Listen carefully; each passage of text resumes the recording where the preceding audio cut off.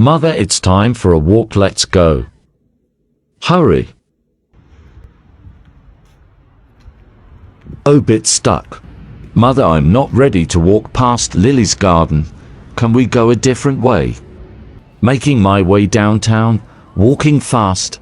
Faces past and I'm home. Mother has picked me up 'cause there is a dog. I'm not scared. It's just disgusting.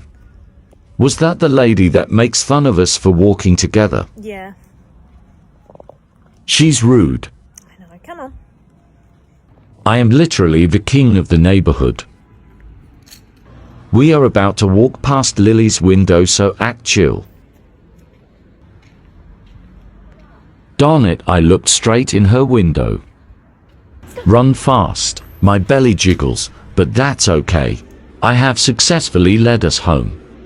Open the door. Home. I will have my after-walk snack now.